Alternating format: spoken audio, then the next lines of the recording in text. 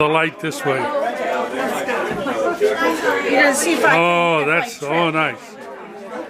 Isn't that great? And Chavonne, who made this cake? Albertsons. Fran ordered it and set up the pictures and everything.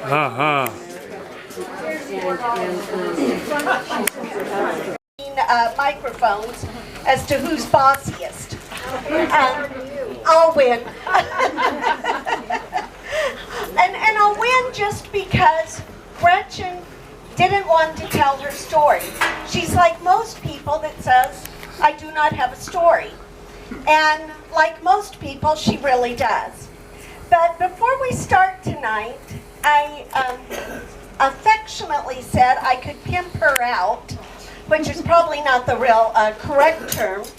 But we have the Historical Society posters. And Jeff Strange did the artwork on them, and he has signed them, and Gretchen's willing to autograph the back of any of them for you, and they're $4. And if you have ever looked on eBay and you're looking for Rosamond memorabilia and Rosamond history and things like that, and you go, where is all this stuff? We have it, so please take advantage of it. I also would like to just take a moment. Therese, where are you? We are the Kern, I'm going to have you stand up. We are the Kern Antelope Historical Society, and Therese is with the state of California. And so it is such an honor to have her come here and witness this. And so we appreciate you making the trip, Therese. Of the California Conference of Historical Societies. Yes. And as many of you know, what has been central to Rosamond has been schools and those types of things. And Terry Landseidle had asked, did we want to invite dignitaries? And I said, no, you know, if they're not part of the Historical Society, we don't want to just bring them in to show them off for entertainment. But I will show off Barbara Gaines. Barbara, where are you? And she is the new superintendent of Southern Kern Unified School District. And so this is a chance for her to really get an opportunity to learn about Rosamond. So take the time, introduce yourself to her, tell her how you're connected to the town and to the community. And so, with no further ado, we have Gretchen Winfrey, who I think probably the best words that could be said were said by her dear friend Mary Nelson. Mary, where are you? Mary Nelson Green.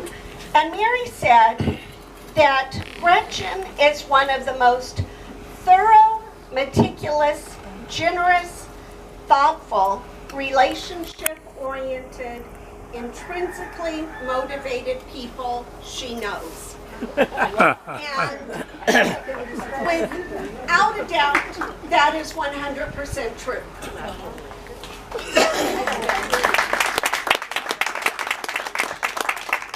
That was me that turned off. I'm thinking that's not an accident. Okay, all right. So, Gretchen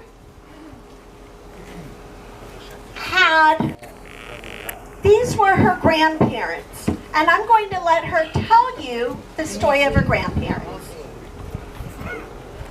My grandparents came to California in the early 1900s. I'm thinking about 1910 or 11.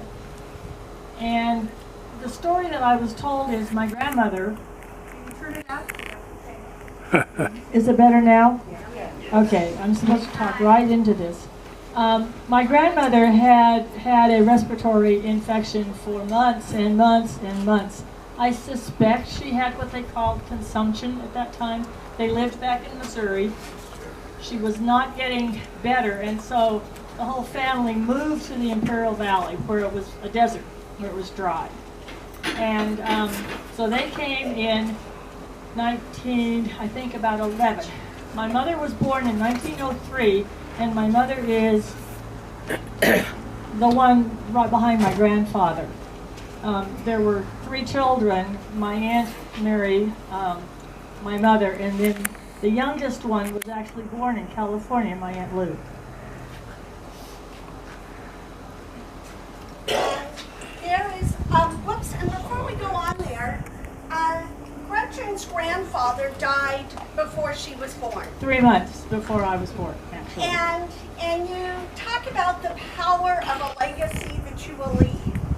Gretchen's grandfather stated something, and Gretchen, what was that was stated long before you were born and something that would influence your life? Well, he had 3 daughters, and the rule, which was not to be questioned, was none of his girls got married before they completed college. And he was born in the 1860s, late 1860s. So this is kind of a novel thing for a man of that era to have as his rule. But all of his girls did follow that. My Aunt Lou, the youngest one, maybe stretched it a tiny bit. She got married in the afternoon and graduated from SC in the evening. Now, Gretchen, I hear that there was a special story about your mother graduating from USC. She wasn't in the Dumb Bunny Club. That was my Aunt Lou. That was your Aunt Lou. Yeah, there's an article in the LA Times, the smartest girl that ever graduated from USC was my Aunt Lou. Back then. And I think had Gretchen graduated from USC, she probably would have given her a run for her money. And so, whoops, sorry about that. So here is Gretchen. I'm the little one. And Gretchen, where were you born? I was born in Hopeville, down in the Imperial Valley. It's not too far from El Centro. When my grandparents first went to the Imperial Valley, I think they went to a place called Nyland, and then they moved around a little. In fact, I even have a picture when they first went to Imperial Valley. They lived in a tent. It had a wooden floor and wooden sides and canvas top, and everybody did that when they first moved to the area. But this was in Hopeville. And what was kind of the temperature, the climate, those things? It's dry. That's why my grandmother did so well. My grandmother lived to be over 100, so the move to California was a good one for her. And, okay, and there is... That's my dad. He lived in Hopeville also, but his mother and father had divorced. His father was in Chicago. His mother remarried and moved to Hopeville. And he spent some of his life traveling back and forth between Chicago and Hopeville on the train as a child, by himself, which to me just is amazing. He was also born in 1903, as was my mother. But he was a couple of years behind her in school because of the traveling back and forth between. Now, Gretchen, here is this handsome young man, and of course your mom was a little bit smitten with him, but your grandma had a different thought. What was her thought? Well, my grandparents lived right across from the high school. I think this is the story you want me to go up with. Okay. My grandparents lived right across from the high school, and all the high school kids hung out at my grandparents' home. So my mother and father knew each other, of course, through school, even though they weren't in the same grade, but all the high school kids seemed to migrate to my grandparents' home. And my father, when he was in high school, decided he needed money, so he quit high school and went to work on a farm. Because that's what we did in Imperial Valley. It was a farming community. And my grandmother found out that he had quit school. Now my grandmother was little, not very big, but she was something you didn't want to mess with. And so she marched herself out in her dress and her shoes, and she always wore shoes with stacked heels. She marched herself out in the field. This is the story I was told. Marched herself out in the field to where he was on the tractor and said, "You get down off that tractor right now, and you get back to school because that's what you should do." And so that's what he did. Now, Gretchen, there you are, and you're in Holtzville, and things were kind of interesting during the first 8 years. The wars, right, we're in the beginning of World War II? Yes, because I was born in '39. My younger sister was born in 1942. So the war is on. And what is happening in the community at that time? Well, Patton, General Patton, had a base not too far from Holtville. The ladies in the community got together and they had a canteen that they ran for the servicemen. And my grandmother was very, very, very involved in that. I remembered when I was little, we always had servicemen because they would bring people home from the canteen. We even had a lieutenant colonel living with us. He needed a place to stay, didn't want to, or it wasn't available for him to live out on the base. And so he called my mom and said, "Okay, I'd like to come and look at the house and inspect the room," and he says, "I also want to inspect the kids." He was a bachelor, so he also wanted to check us out. As it turned out, he did rent the room, and he became a lifelong friend. And what was the rule about fowl during that time? About which? Fowl, birds. Oh, during the war, because we had food ration, and some of your parents may have talked about, some of you may have remembered this. We had coupon books and we had tokens for food. And of course, Imperial Valley was a place where they raised a lot of rice and other agricultural crops.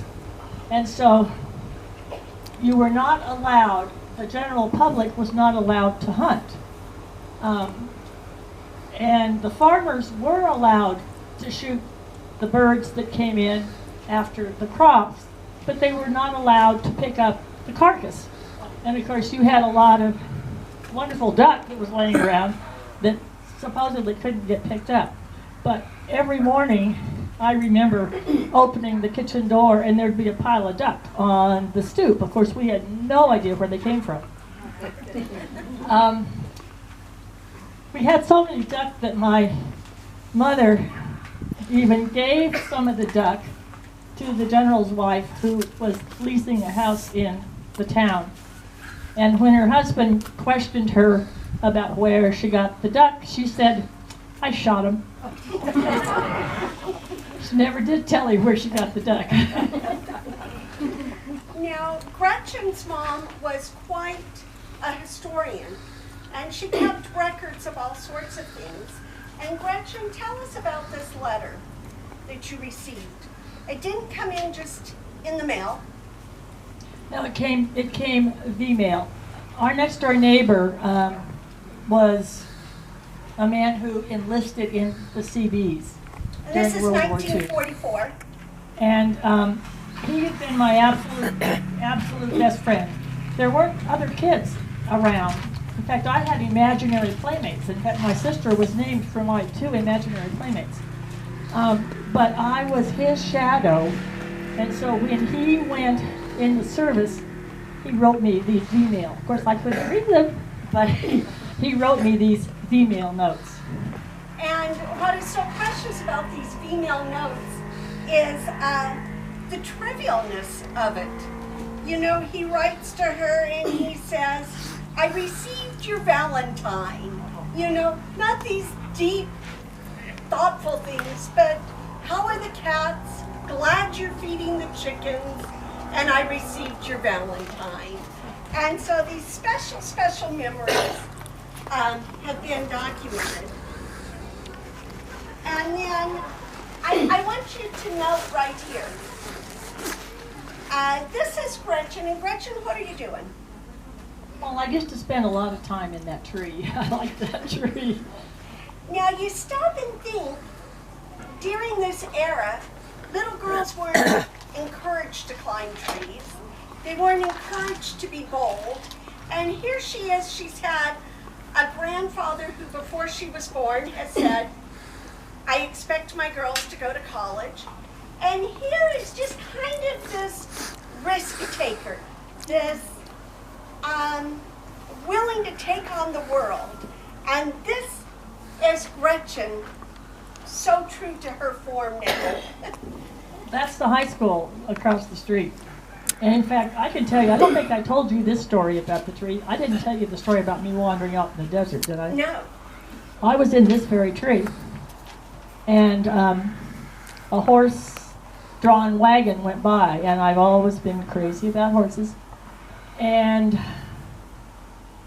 I remember this. I was just had turned 3 because my sister wasn't born yet, which is how I can date it. I followed the horses and the wagon. I never did that. My mother said, she says, but you never left. And I said, I know, but I just had to go see where the horses were going. I ended up out in the desert. And it was during the war, obviously, and there was a displaced persons encampment. They had, these people that had been driven out of Europe. And my memory, I have some memories of this. My memory of it was like a gypsy encampment out there.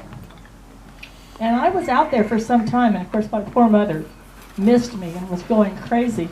And the entire school got involved, and they were out looking for me. And I remember they finally figured out I didn't belong in this encampment with this group of kids with whom I was playing.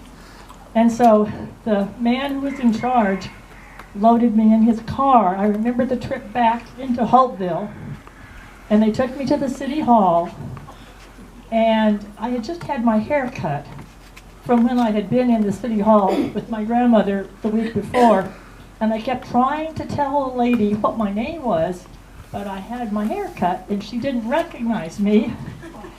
And of course, by then I remember just being terribly in tears. They were leading me down the steps to take me to El Centro when one of the high school kids that had been out looking for me drove by and saw me, and that's how I got reunited with my parents. And believe it or not, I did not get in trouble. Now, I didn't hear this story before, but I want you to just tune in. She followed a horse into the desert. We'll see if there's a connection here. Looks like Gretchen. And so... Well, I'm sure a lot of you, there were these people that had ponies that went around and you got your picture taken on the ponies. So this is me with my sister having my picture taken on a pony. On a pony. Horses again. And then your family moves. Where do they move to? Well, my father had been working ever since really he left high school. I believe he worked at the Valley Auto Supply in El Centro. And he moved, he eventually ended up as the store manager. And he had gotten to know one of the customers who owned a trucking company in Los Angeles, a Mr. Crow. And Mr. Crow convinced my dad to go into business for himself with Mr. Crow's financial backing. And so my dad did. He went to Ventura and set up a welding supply store and supplied oxygen and acetylene to the welders, and he was a Lindy distributor as well as he sold Lincoln welders. And if any of you have ever worked in that field, you know those are names. But it took us took us a year to find a place to live. So for a year, my mom was still in Imperial Valley, and my dad was in Ventura. And I don't know how many of you happen to have in your family history your very own stock certificates. And once again, just the preciousness of keeping history. Gretchen's mother was a phenomenal documenter of the family history.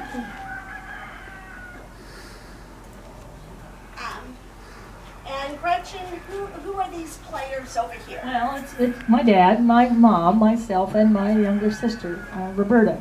And this is in the house in Ventura. Now, how did that house get to be in Ventura? Well, it was built in Ventura, but it was built not where it is currently located. It was built with a few other houses that needed to be moved to make room for the parking lot that the Sears and Roebuck store needed to have in Ventura. And so this and other houses were sold. My dad bought one, which is the way we finally got a house. He bought the house and it was moved in. I just saw the picture of the street where we lived on Tuesday when I was over in Ventura before the house was moved in. And so I'm going to get that picture from the people who now live in the house that was moved in.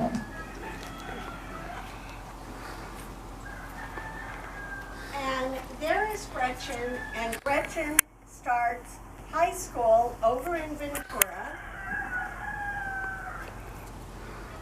And tell us about that. That school, I mean, that high school is no longer standing. It had to be demolished. But that is the way the Ventura Senior High School looked when I went to Ventura Senior High School. And it was just grades 10, 11, 12, because we had a 3-year junior high. So that's my high school graduation senior picture. Now, Gretchen, in high school, they didn't have Xbox, they didn't have Facebook, so kids had to do other things to be involved. What sorts of things were you involved in? Well, you know, most high schools, I think, back then anyway, had organizations. And I was in the Science Club, and I was in the Ushers Club, and the Ushers Club was, we were the ones who got to usher at community events, because Ventura had a gorgeous big auditorium. They still do, Ventura High School. And so there would be weekend community events, and we would usher those. Also, at assemblies, the kids would all go into the assembly, and you had to turn in a task to your next period teacher, and we were responsible for handing out passes and not giving passes to people who didn't show up at the assembly. And you also were involved in a musical group over there? Well, it was one of the classes I took. I was in choir. And then in the science club, there was something that happened with the chemistry teacher that got your attention. Well, you know, it was really something that my dad did. When I was taking chemistry, my dad was in the welding supply business, and he had put in a tank to store liquid oxygen.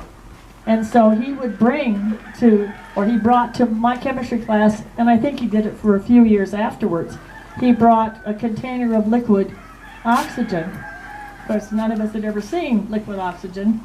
And we would freeze strawberries and shatter them, and freeze corks and shatter them. And it was, a very motivating thing for the chemistry class. Well, and apparently it was a little bit more than motivating, because Gretchen got the top science student, and it says Gretchen Estelle Garrett, daughter of Mr. and Mrs. Wilbur Garrett, and it gives the address, is winner of the 1957 Bosch and Loam Science Medal at Ventura High School. She is thought to be the only girl to have won the annual award at the local school. As a winner of the award, she is eligible to compete for a scholarship at the University of Rochester. She is pictured with a classmate in her physiology class. Now, this was really the first time I'd ever really gotten an award. I was a little overwhelmed. And you, once again, you just sure see where the power of the family came in that one. And so, Gretchen has this unique ability to maintain relationships. And as a matter of fact, her son, or her nephew, Todd, said, she is the most stable and solid thing in his life, and she has a talent for building connection through story. And here she is with her high school classmates. And Gretchen, where were you last weekend? Well, I think I told some of you, the class of 1957 got together Tuesday, and we all celebrated jointly our 80th birthdays. And there were 75 of us there, although not all of them were classmates, some of them were spouses. That power of connection. Now, Gretchen, you go up to San Jose State, and what do you do up there? Well, I started out as a nursing major because one of the clubs I had belonged to in high school was the nursing club. And I really thought I wanted to be a nurse until I went through one semester of nursing classes and decided that was not what I wanted to be. So I changed my major and became a chemistry major. And I majored in chemistry until I was going into my junior year, and I happened to take a class called physical chemistry, and I decided I didn't want to be a chemist either. Partly because I'm really not that, I don't think mathematically, and I was told by one of my lab instructors, who was a female, she said, if you go into this field as a female, you're going to have to go ahead and become a doctor because you're not going anywhere as a female except to be a lab tech. And I thought, well, this isn't really what I want to do. And at the same time, I had a roommate who was really active in the Girl Scouts. She had been an assistant camp counselor and was actually had actually gotten to the point where she was assistant to the whole, or to the camp director. And so she said, why don't you come and be a Girl Scout counselor? So I did. I went, and for a whole summer I lived outside, up between Pollock Pines and Lake Tahoe, and I was a counselor. Well, I started out as an assistant and ended up being in charge of the 10-year-olds before the summer was over, and just loved working with kids. And I have to say, as an aside, when we went to Ventura and my dad was first starting business, my mother went back to work as a teacher. And I had said, after seeing all the work she did, I will never be a teacher. It's too much work. But then I just so loved working with those kids that summer. So I changed my major from chemistry to education. So I ended up majoring in physical science, minoring in life science, with the education as my goal. So I had to go an extra year. And you graduate from college, and you think you have a job in the bag. And what happens? Well, I had applied after, towards the spring of my 5th year. I'd applied and really wanted to stay in the Bay Area. I loved the Bay Area. I had applied to LA, and I'd gotten jobs offers down there, and I'd applied to areas around Santa Maria, and I'd gotten job offers there, but I had a good job offer, I thought, up in the Bay Area. There had been like 40 applicants, and they were down to 2 of us, and I knew the other guy had a master's degree, and I thought, nah, they're not going to hire him. He's going to cost them too much. So I thought, they're going to hire me. Well, they hired him. The problem was, I was going to travel with 3 sorority sisters And around she the had a United very States. lengthy itinerary plan. I'm going to take these glasses off. I had to keep them on because I just had cataract surgery. But now that the sun is down, I can take them off. Yeah, we had planned this trip around the United States for months. We knew we were going to camp some, and since some of us had never camped before, we got the tents and we went out and we practiced camping, and we practiced cooking on a propane stove. And I mean, we tried to be organized. We had our itinerary. We knew where we were going to be. We gave our parents all these lists. If you know, on this date, you can mail us a letter here. We had it organized, we thought. And so I was leaving within a few weeks of school being out, and I had no job. So I got on the phone from my house in Ventura. I called every county office within 100 miles, talked to Bakersfield. They said, yeah, we have this job out in this little town out in the desert. I said, okay. My sister and I drove out here, and I interviewed with Mr. Lawson, Judd Lawson, and Matt Purcell, who some of you may know from a long time ago. And they offered me a job, and I took it. And she took it. And so, however though, she comes to Rosamond, and she finds out how many other single teachers are in town. Where did you get this picture? That's not one from me. No, it's not. School all over again. Re-enrolled all the kids. It was like the beginning. Some of you who have worked in the schools know what a hassle that must have been. But for me it was easier because I no longer had 7 academic credits. I was teaching science for about 4 periods, and then for the other 3 I had typing and choir and drafting. Now that last one was interesting because I didn't know anything about drafting. But my mother happened to know the gal that was head of the drafting department in Ventura at Shell Chemical. So I went to Ventura and got a weekend crash course in drafting. And I think I did a fairly good job of teaching drafting. Well, you know, if you're having the Shell engineers helping you out, you're probably in good shape. I don't think anybody here was one of my students, were they? Now, during this time, Mary, can I have you stand up?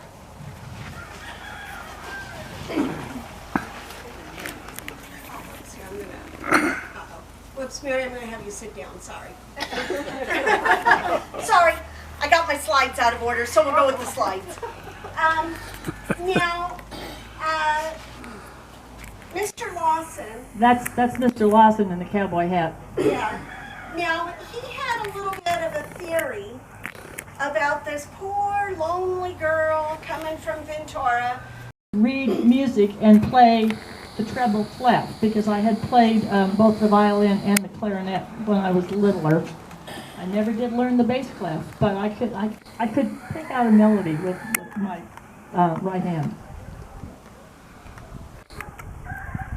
Okay, looks like I apparently put that in there twice. Now, you heard the story. Gretchen has gone off into the desert chasing a pony. At the age of 11, she is drawing a horse. She comes to the desert, and as luck would have it, her superintendent tells her she needs to go buy a horse. And so I did. And tell us about this horse. Well, this is Alan's Go-Boy, and he is a Tennessee Walker. Mr. Lawson's son, Ken, trained show horses, and this was the show horses, you know, on the big show circuit, Del Mar, Santa Barbara, Indio. I think this is Indio. But I showed horses, and I said to Mr. Lawson, but I can't take off school to go to these horse shows because they were like in February. And, he says, yes, you can. So they hired me a sub and did not dock my pay. And I showed horses. Don't tell anybody. And I'm thinking Mr. Lawson was sure a smart man. I was never good because I'm not very competitive in these shows. But it was fun. It was a new thing for me. Now, this is not Gretchen. This is her friend Stormy Williams, because apparently when you're riding the trails out in the desert, you don't take a lot of pictures of yourself. It was before the selfie stick had been invented. And so, Gretchen, during this horse time, you're riding horses and you're no longer showing. Well, I did show, but I showed a lot of Mr. Lawson's horses. Mr. Lawson's daughter-in-law, Mickey, and I got to be super good friends. And I would go out 2 times a week after school, and Mickey and I would ride the desert, and I would ride with, Mr. Lawson's horses. And then during the summer, Mickey and I would haul the horses to the little local horse shows. And sometimes we'd show Western in the morning and then pull off the Western stuff and put on the English stuff and show English in the afternoon. Same horse, but... Now, you had a special horse by the name of Buck. Well, that was one of Mr. Lawson's horses. He was a jewel. He was a buckskin horse, and he was an interesting horse. He's what people call a coal-backed horse. Some of you who are around horses know. You put the saddle on him, and you let it sit for a while, and you talk to him, and you pet him, and you go off and do something, and then you'd cinch the saddle up a little bit, then you'd let it sit for a while, and you'd go off and you'd talk, and you'd pet him, and you just gentled him into the fact that he was going to put the saddle on his back. And he did, and he was absolutely no trouble. I rode that horse up in the Tehachapi's when I just had foot surgery, and I probably couldn't have walked 10 feet by myself.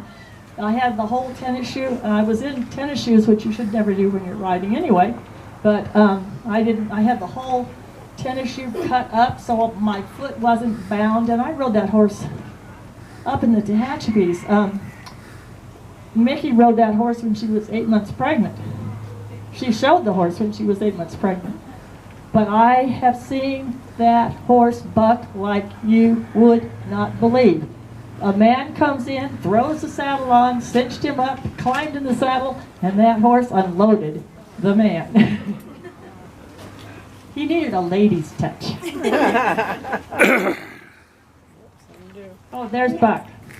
I'm carrying the American flag. That is Janet's sister Judy on patches, and that's Jerry Williams on his horse. And we were, I think, meeting one of the ETI rides that had come in. And ETI stands for what? Equestrian Trails Incorporated. ETI is still around, but the group that was here has been disbanded. A lot of people here were in ETI that are here, sitting right here. Very much a part of the community. And not only did you have ETI, you didn't run down to Walmart and get your chaps. So where'd they come from? Oh, well, I ended up, actually, to go back a little, when I first bought the Tennessee Walker, I got a call from Gladys Adams, who some of you may remember. She was in the post office here for years. And she said, I hear you bought a horse, why don't you join ETI? And again, like when Mr. Lawson wandered in and said, go buy a horse, I said, oh, okay. So I said to her, okay. And so I did. I joined ETI, even though the only horse I had was one that really wasn't something you wanted to ride out in the desert. And I participated. I was parade chairman for ETI for some years. And we decided on the chaps, only we bought vinyl material and we made them on my sewing machine, and Leona Fitz brought a sewing machine, and we worked in my apartment and we made these chaps, and we bought the white halters and reins, and we all bought red shirts, and we did our outfitting. Quite stylish. It's too bad this picture's so faded, because those shirts were bright, bright, bright red. It was really stunning, especially since our school colors in Rosamond are red, white, and black. a little bit of a better picture of them.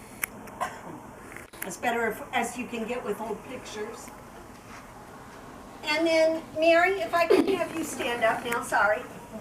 And I'm going to have you come up to the front.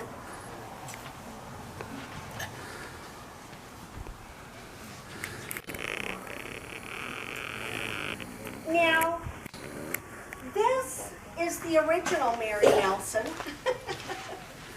And I called her Mother Mary. And this was from the yearbook, and it says, "A beautiful and complete Rosamond High School will soon become a reality." The story of how this became possible began with the first formal efforts initiated in 1960. The district could not have a high school until it was unified, which required not only the approval of the Kern County District Reorganization Committee, but also the approval of the California State Board of Education, which was on record as being opposed to unification that would result in small high schools. The complex uphill struggle engaged in by this district depended for success on the dedicated efforts of the District Unification Committee, made up of persevering members who spent many hours each week over a period of years to study the many problems involved and to persuade the proper authorities that unification was necessary for the youth of Rosamond to gain the greatest benefit from the educational program. The presentations of this committee, as led by Mrs. Mary Nelson, chairman, and ably advised by Mr. Bob Nelson, on behalf of the educational future of this community, were the subject of many compliments for their thoroughness, sincerity, and effectiveness of communication. Mr. Al Ridley headed the committee in its initial stages of exploration into the advantages and disadvantages of unification. The efforts of this committee should serve to inspire future efforts to maintain the quality of education for the Southern Kern Unified School District that was envisioned by the stalwart group. The 1965 SAGE is respectfully dedicated to the members of this District Unification Committee. This was Mary's mother. Gretchen and Mary taught together in their younger years. And so, Mary, on behalf of your mother, we would like to applaud. And so, thank you so much for coming from good stock. And right here, this is Mary. You want the mic, Mary? And, you know, we think nowadays of people graduating from college at 21, 22. Some are like on the 29-year plan, you know, they're not doing it too fast. Mary, how old were you? 19. 19. When you graduated from Stanford. Stanford College? Yeah. Oh, at 19. Oh, okay, so this is doable. All right. And she came back to teach mathematics. And Mary has been a big part of my life because we got to be super good friends. yes. Still are. And you will see this interweaving. Dolores, stand up. And I just want you to take a look at these three hot babes. How about if you three stand side by side, John, so you can get a suitable picture. And Fran, we'll let you do the paparazzi moment here.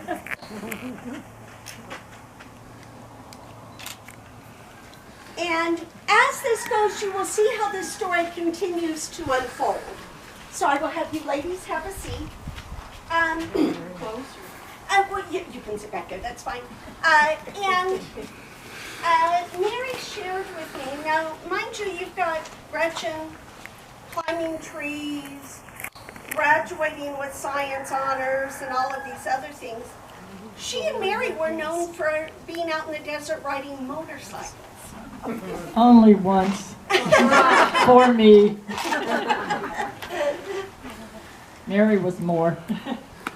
Now, Gretchen was here at the time of the dedication of Rosamond High School.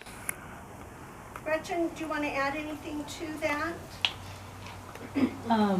Well, not really. Are you going to talk about the fact that it wasn't ready when it was supposed to be?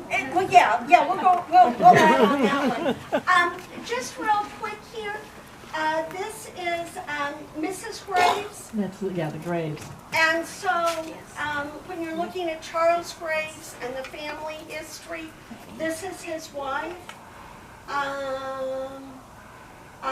This is J.A. Lawson, right? Right, yeah, that's Judd Lawson. Okay. And, you know, the ground broke in 1964.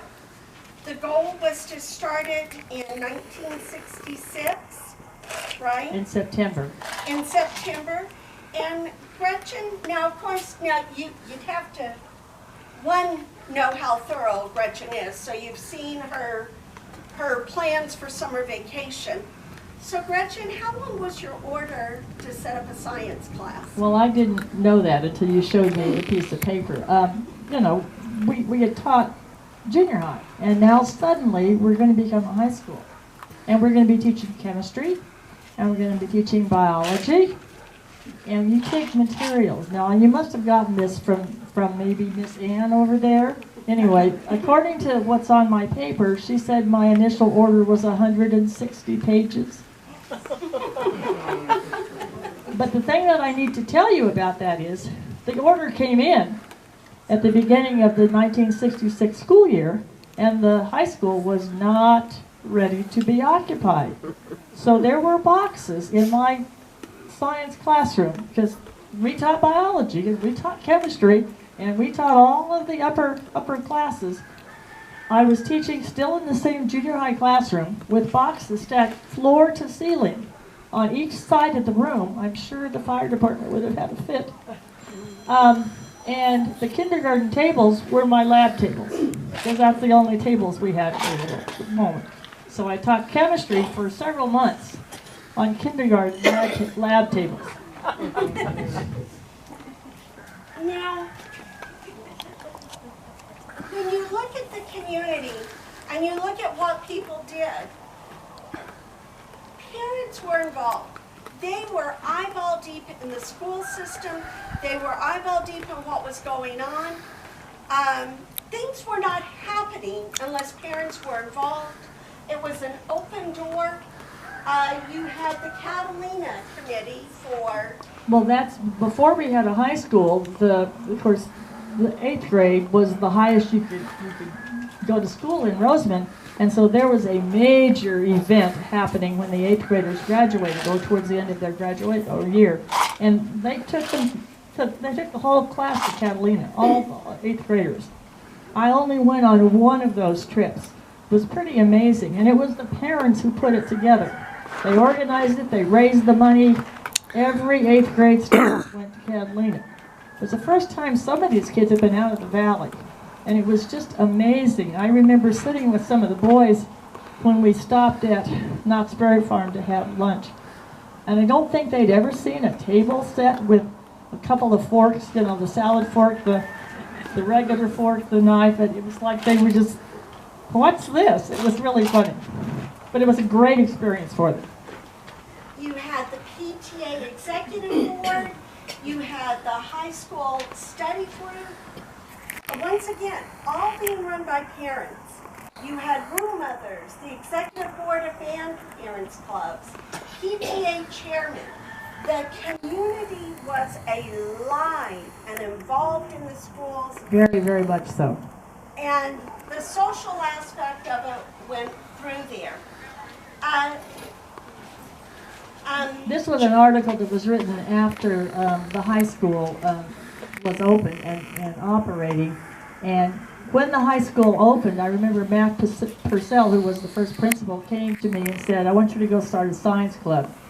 Sort of like when Mr. Lawson said, I want you to go buy a horse. I said, okay. So I said, okay.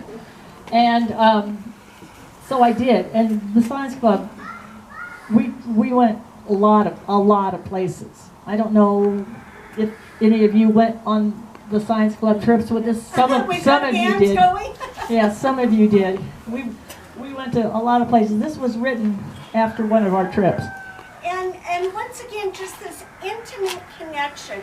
And if you know Gretchen, you are involved in her life, in her heart. She does not hold things back. And it says the first stop was Ventura to pick up firewood at Miss Garrick's parents' home. Of course, that's where you would stop to get firewood. A lot of people did know my parents because on the trips we took in that direction, my parents were involved.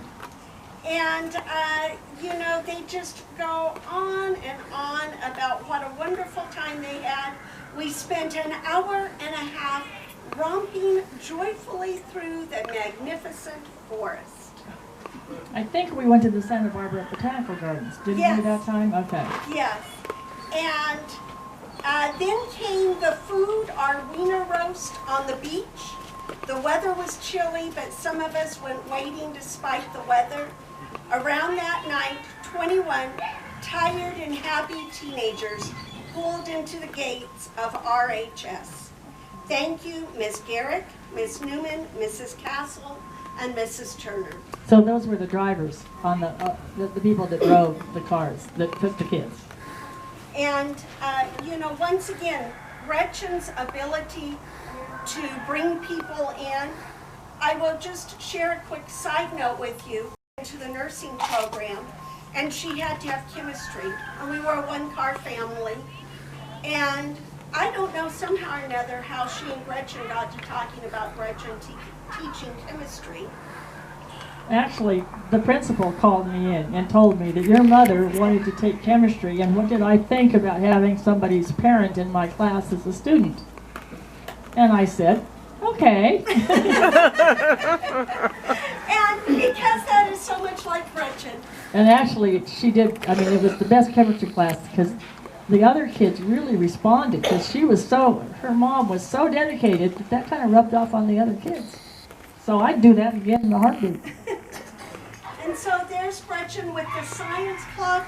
Clubs were involved, the clubs drove the social connection to the community. The teachers were involved. They weren't standing back. They didn't just kind of, you know, not so affectionately say, I have more interaction with the McDonald's drive-thru than I do with my child's school. At McDonald's, I at least get a place an order and they hand it to me. With Gracie, I'm told to drop her off at the door. Please don't get out of your car. Please don't come on campus. Please don't be involved, and be on time to pick her up. That was not the time during this time. We were involved. This was the social community of Rosamond. Now, Mr. Lawson had this real love of horses. And Gretchen, what did he say when this high school came to be? He said there was going to be what built in the back? Oh, an arena. An arena. And that meant, you know, the regular arena with we could have rodeos or whatever, but he was going to build an arena. And where did he get the materials for that arena? Well, he had some pretty good connections with the base surplus or whatever it is they call it out there. So all this that you see behind the gentleman, that's, I understand, landing mat or something of that sort. They put it down on the runways. And so that's what the arena at the high school is built out of. And Mr. Collins there in the middle worked for the school district. But he was the man on the weekends who was up there welding that arena together. And then some of us, especially those of us who belong to ETI, helped to paint it. I remember rolling that. And where did the electrical come from? Well, it was a lot done by Jerry Williams and Jim Williford. Okay. Jim Williford and Jim and Jerry did a lot of the electrical on the arena. Later on, when the high school football lights, that was my ex-husband and Jerry Williams and somebody that my ex-husband knew from his work at Mojave. Okay, now because we had an arena, that led to something. What did it lead to into the town in terms of? Well, there was a active Kiwanis club in town, and as some of you know, it's Kiwanis is a service organization. They want to provide support and for the community, not so much for themselves. Sort of like I think the Rotary Club does something similar. And the Kiwanis Club, because we had an arena, thought, well, let's have a rodeo. And the first year that we had it, it wasn't a Little Britches rodeo, but then the second and subsequent years it was a Little Britches rodeo. We did a whole display. Ella Williford Garcia and I did a whole display on the Little Britches rodeo, the Rosamond Community Fair that went along with this, that we had at our 60th. I hope some of you got to see it. Yes, and out of this Rosamond Community Fair, how many of you remember the dating game on TV back years and years ago? And they would have you hold up your card, for what's your boyfriend's favorite dessert or something. And this was on TV. And the winner got... Well, yes, one time the winners got a free trip to the Rosamond Community Fair. I felt sorry for these two kids because they were walking around. I don't think they'd ever seen dirt before. And because we had the arena, then you had the Rosamond Community Fair. What happened in October? Oh, the Halloween Carnival. Yes, we had the arena, and there were booths that were, some of them are still there, at the west end of the arena. And so that's where they had the Halloween Carnival. And various clubs and organizations would have a booth, and that's where the kids did the Halloween Carnival events. Okay, and it was a great fundraiser for the... Yeah, for all the school clubs as well as some of the town organizations had booths there. Now, Gretchen, what is a service organization? Well, as I said, they have a specific purpose, and that is to do philanthropic kinds of things, I guess is a word for it. Can someone else help me out with this? But they do things for the benefit of the communities, not for themselves. And you have been involved in lots and lots of different ones. Oops, sorry, here's a horse thing. Yes, in fact, I was just sorry about that. I was just up there. She has things a little out of order. Yeah. I was just up there. This is a Tehachapi. Some of you might remember Mike and Ramel Kemp, who taught here. They came in like '72. I ended up owning half of a horse with one of them because there was only 2 horses, and so there were only 2 of us usually available to ride at any one time. So I just paid for half of the horse, and usually the horse I paid half of was the one that Mike had because we both liked horses that did what you told them to do without any argument. And there were other people in this picture. You want to tell us a little Yeah, bit well, about them? the gal in the pink is Jane Williams. This is myself, Mike Kemp, Carol Baxter, I can't remember her married name, Ramel Kemp, Mary Keys Gustafson, and Debbie McKee Bodo. And we were up at the Kemps, and some of us had been riding, and they live up in Bear Valley. And you had Jane Williams, and her mom was Stormy, and Stormy didn't have the typical pet like a dog, and your nephew Todd told me that she had a wonderful pet that he loved to go visit during the summer. Do you remember what that is? I just remember Stormy having an interesting collection of critters. I know she had skunks living under her house at one time. She had a squirrel. She had a squirrel that lived in the house in a cage, yeah. So, pet And- squirrel there. Yep. Chavonne has been really very busy putting this together. She's called my family members. Now, my nephew Todd lives in Memphis, so she has talked to Todd back in Memphis about some of these stories. And so there's Gretchen. Yet again, you see this connection here. With a horse. With the horse. Yeah, that's Mike's horse, actually. At this point in time, I was not paying for half the horse, but for years I paid for half of one of the horses that the Kemps had. And then, Gretchen, you became friends with another person who designed the 1969 cover for the yearbook. In fact, he drew the Roadrunner, that is the Roadrunner that is used as the mascot of the high school. This is Doug Oliver. Doug actually taught in Rosamond, which is how I knew Doug. He taught in Rosamond back in the 60s.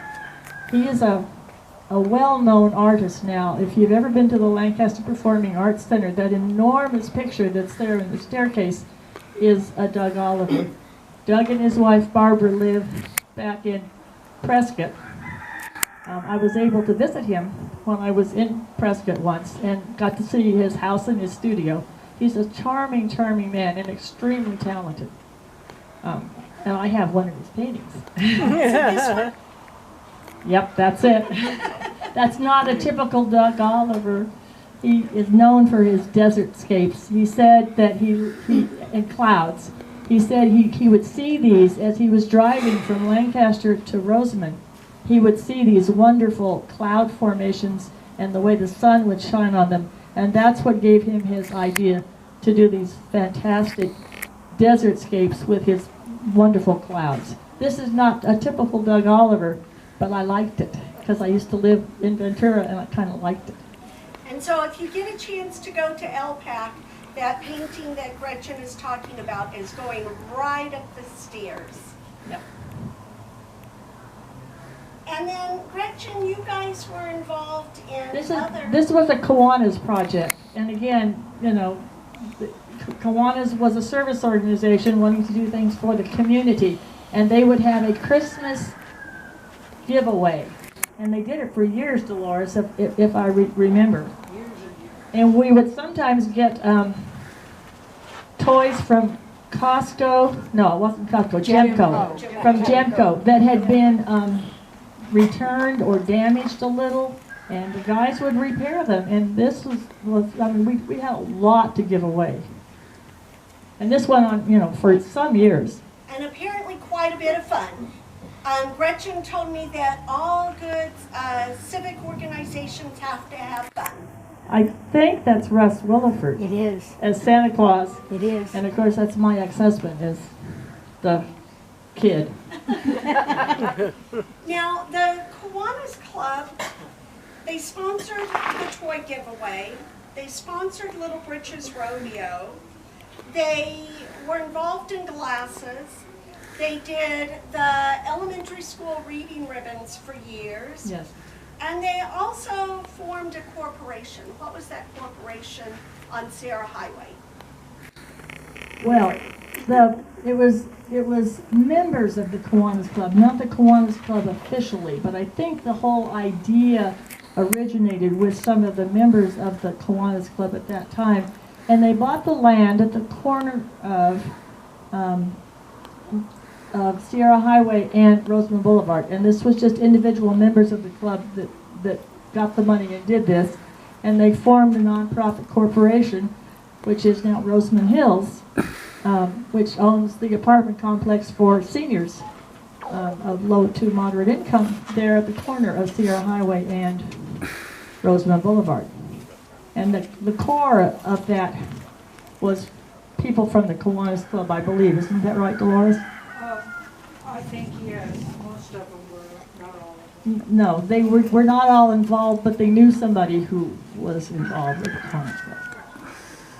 And then there was also the local women's club. And here is Gretchen up here. And what was the purpose of the women's club? Well, it was mainly social. We did give scholarships. We were a nonprofit, but not of the category that were considered a charity. It was kind of like, they call them, I think, nonprofits formed for mutual benefit, not for charitable purposes. That's how I first got to deal with government paperwork, because about the time I was involved, we were told that all women's clubs had to actually file and become recognized nonprofits. So I got to do all the paperwork to file with the federal government to get us our nonprofit status. That was quite a learning experience. And of course, once again, fun things. Now this is out at the Poppy Reserve. I got involved with the Poppy Reserve and the Women's Club after I retired from teaching the first time. Because I was involved in the Women's Club, I met Doreen Settle and became very good friends with Doreen. And she's the one who got me involved at the Poppy Reserve as a volunteer. Now, Gretchen's nephew Todd has about the most perfect sentence I've ever heard to describe Gretchen. He said, Gretchen always has time to teach you and to know you. And if you look at this picture right here, there she is with Joni McKee and Tina Lizotte. And if that does not exemplify Gretchen's true relationship with people and her ability to connect with them on such an intimate level with all that she does. And there is Gretchen with her sister, and Todd sent me that. He liked the picture. And Todd was one of your, and if you see, here's Todd. And Gretchen, what are you doing in this picture? She hasn't seen it. So. I haven't seen this picture. She is wildflowering with Todd. Todd came and stayed with me when he was a little guy, and we did a lot of things. Yes, he talks about her taking him from the time of 3 to 5 to 6 years old, going to the gold mines, going wildflowering, going swimming in Stormy's pool and playing with the pet squirrel. And all of these things were just such a part of Gretchen's life. And if you know anybody that wildflowers, you never get a picture of them wildflowering. There are 59 boxes of poppies, but no picture of them. So, Gretchen, you are a member of what board that does this? Well, you know, are you talking about the Poppy Reserve Mojave Desert Interpretive Association? We have the president of the Poppy Reserve Mojave Desert Interpretive Association sitting right over there. Yeah, stand up. Stand up, Margaret. And the secretary's right And, you know, I got involved with this because of Doreen Settle, who got me involved with the Poppy Reserve as a volunteer. And, of course, I joined the Poppy Reserve Mojave Desert Interpretive Association. And we now are very busy because we have 5 state parks under our umbrella, not just the Poppy Reserve. In 3 different, Gretchen does paperwork for gift shops in 3 different counties. With Yes. different sales tax. We also have our vice president here too, Janet Winters. And Gretchen was also, yeah, thank you. Yes, Janet. And Janet's also on the buying committee of the Poppy. She's head of the buying committee of the Poppy Reserve, which is a huge job. And Gretchen was involved in opening up what? Mitchell. Well, I actually was on the Mississippi River when Mitchell Caverns opened. The people that were involved with Mitchell Caverns were Margaret and her husband Phil, sitting right there, and Janet, because I had booked a trip when the state decided to open Mitchell Caverns. But Mitchell Caverns is the most distant park that we support. And Lynn and Ray also. Lynn and Ray, yeah. Lynn was there and Ray, that's right. So if you get a chance, head out and see them. Gretchen was also set with the task of coming up with the display boards for the Ripley. It wasn't just me. It was a committee. We met at Margaret's house, and there were a bunch of us, but we did our best teacher bulletin board technique. We did. And we needed to do stuff on PowerPoint. Now, Margaret is very, very, very computer literate. I am not so.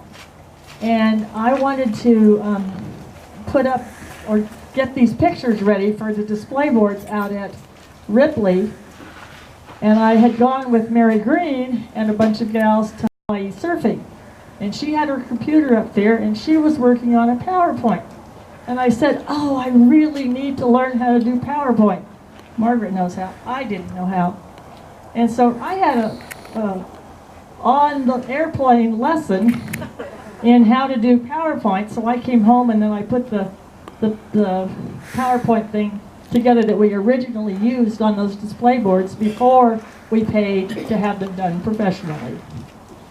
And within Gretchen's relationships with the Wildflower Reserve, she also was friends with Milt Stark, who was just an awesome, awesome person. And this is at one of our Poppy Reserve Mojave Desert Interpretive Association annual meetings. And this is Milt Stark, the gal that is receiving the Jane Pinero Award that year. Dorothy Bolt, who at this point was in her 90s, late 90s, and myself, and Margaret over there also has received this Jane Pinero Award. And as I said, pay attention to the beginning. Here is Gretchen, here is Dolores, and there is Mary in their hottie days here. And you girls didn't go and spend $200 a day to go to Disneyland. What did you do for fun? Well, during the summers, we always created things. We would sometimes have pool parties, and it really didn't matter whether you had a pool or not, we'd have a party. We also would play golf, which was a very interesting thing to do because it's really more like Croquet, I believe is what more Mary like said. croquet than playing golf. And then we would also take the boats up to the San Joaquin Delta. And so there they are taking the boats. Now, in true Gretchen's form, she didn't know how to drive a boat. So what No. did you do? Well, you know, ladies didn't drive boats. Your husband drove the boat, and you just got to sit. So when we were taking the boats, and this was Jerry's boat, Mary already had a boat up there, but we trailered Jerry's boat up there. And I went to the library. We didn't have YouTube and stuff like that. At then. I went to the library and I bought a book about how to drive a boat. And so I would lay in bed at night and I would drive the boat and read the book. And actually it worked. The first time I had to dock the boat, Mary went in first and they all lined up along the dock in case they needed to fend me off. But I managed. And then this lovely group here that has been together for, what are we at, 60 years? Long just about? time. Mary finally bought a big boat. Mary and her husband bought a big boat so that I didn't have to trailer one up. So this was all of us on the big boat. And these women have been everywhere and done everything. How many Road Scholars and Elder Hostels have you been to, roughly? I've been to over 25. And how many times have you been to Europe? I went to Europe in '64 before I was traveling with the gals. And then we've been to Europe. Dolores, help me out. More times than you can count. Couple more times anyway, yeah. Yes, they have cruised the Mediterranean. They have been Vienna to Amsterdam, South America, the Panama Canal. And this summer, they are doing the National Parks Tour, doing Zion, the North Rim of Grand Canyon, Bryce, Arch, and Canyonlands. Yeah, we're leaving next week to do that. And, well, you just see if you can pay attention here, Gretchen. Now she's going to really feel like a fool here. I am. Oh, that's Todd. When he moved, I could see it. That's my nephew, Todd.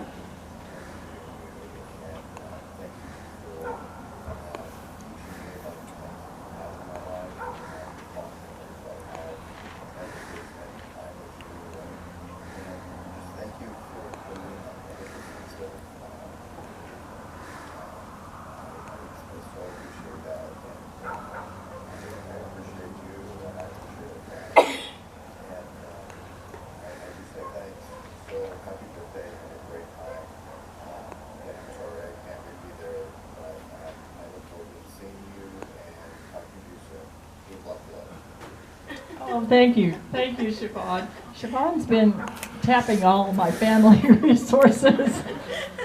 And then Todd said something that was just so special. He said, Gretchen taught me that looking at the stars opened up the world to him. And I just thought that is so appropriate of Gretchen. And September 6th was her special day. And anybody that can carry a tune better than me, I will have you join in this.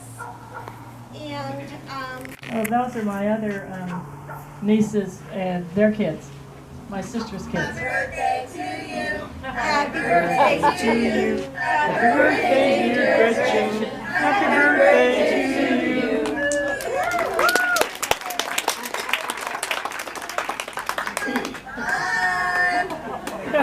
And so, That's neat. with no further ado, thank you, Gretchen, so much. Oh, thank you all. This is just really amazing. Thank you. And we have birthday cake that the birthday cake fairies are bringing out. And Fran has something special to present to you. Before, I don't want to forget this. Well, shall I do your thing that you gave me after you do this? That's up to you. It's your birthday. Yeah, Fran gave me something, but this is historical. If I did.